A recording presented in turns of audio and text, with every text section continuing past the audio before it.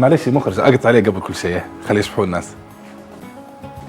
تعرفوا هذا دوكالي الصديق الدوكالي، هو واحد من المواهب الليبية الشابة، ما زال في بداية طريقه، من مواليد 1993. دوكالي صباح الخير. صباح النور، اهلا وسهلا بك استاذ، وشكرا لاستضافتك لي، وشكرا لبرنامج صباح شبابي. شكرا لك دوكالي، احنا اللي نشكرك على كل ما تقدم فيه، ونشكر ربي اللي أعطيك كل هذه الموهبة. دوكالي والمشاهدين الكرام، نشوفوا التقرير اللي عديناه ونرجع نتحاوروا مع ضيفنا الدوكالي الصديق الدوكالي.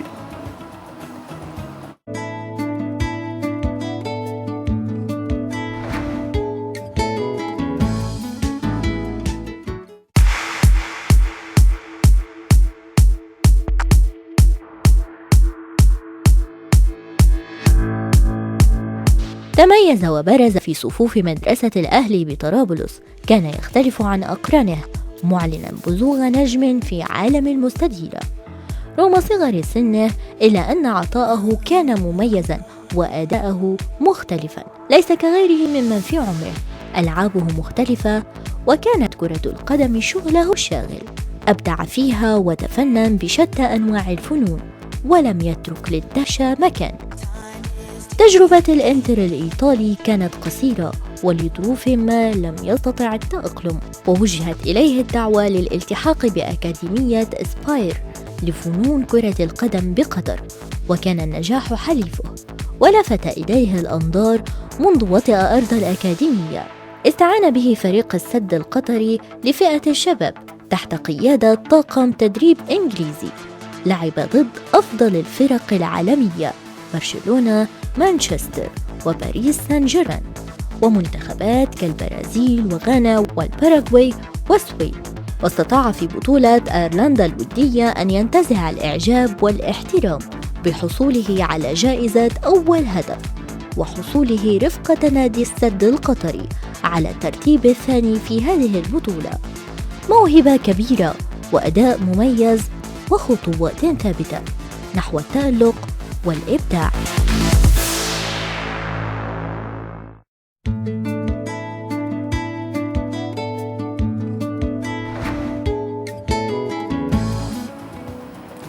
طبعا مشاهدينا الكرام، هذا التقرير لضيفنا الدوكالي الصيد الدوكالي. دوكالي، أول شيء خلينا نزيد نرحب بك مرة ثانية في صباح الشبابية.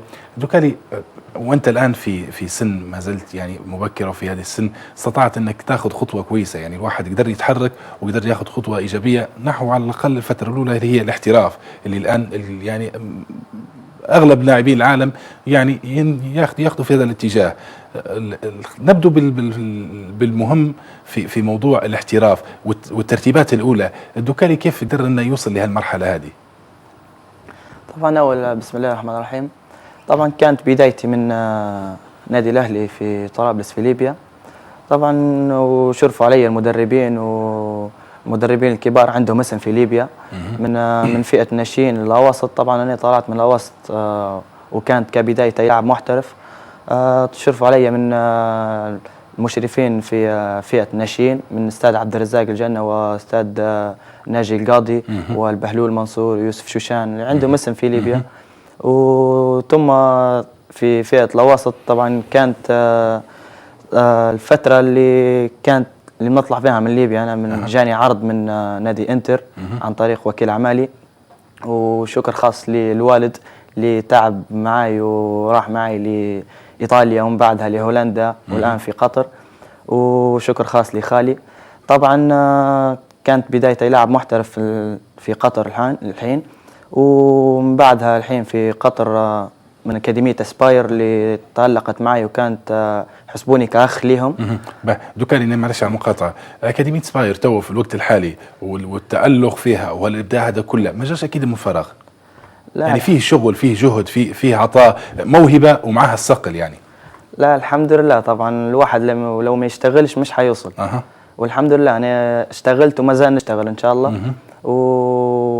وطبعا أكاديمية أسباير أكاديمية كبيرة، ونادي السد نادي كبير، وهذا كله ما جاش من فراغ. لو ما تعبتش في نادي الأهلي ما راح نوصل أنا اللي وصلت الحين، وما زال نوصل إن شاء الله.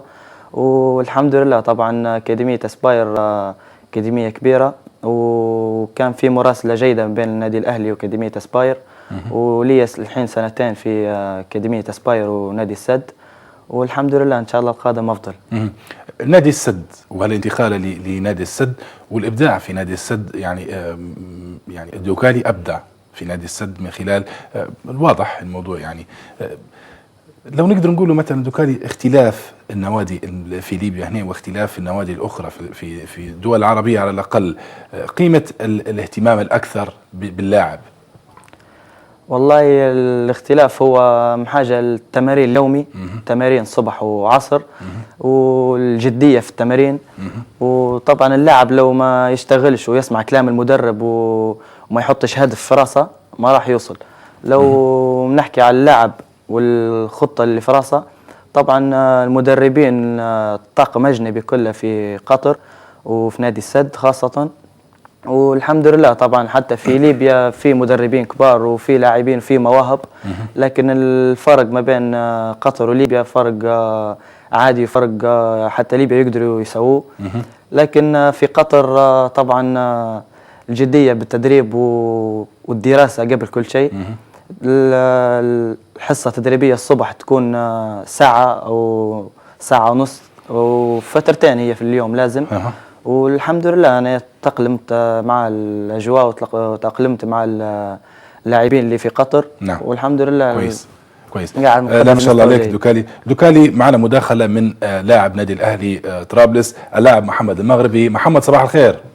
صباح الخير أستاذ عزيز، صباح ليك وصباح لكل مشاهدي الشبابية. نعم محمد المغربي، الدوكالي الصيد الدوكالي لاعب هو من خريج نادي الأهلي بطرابلس، والآن هو أحد إفرازاته نشوفوه الآن متألق في أكاديمية سباير في نادي السد القطري، لاعب العديد من المباريات سواء كان مع البرازيل، برشلونة، الإنتر. يعني في اعتقاد محمد أن هالإفرازات هذه يعني، والآن صورة قدامنا حية الآن، الحركة اللي مفروض تكون في نادي الأهلي باش يكون عندنا زي الدوكالي. طبعا نحب نحيي الموهبة الفد يعني الدوكالي. شو حالك يا دوكالي؟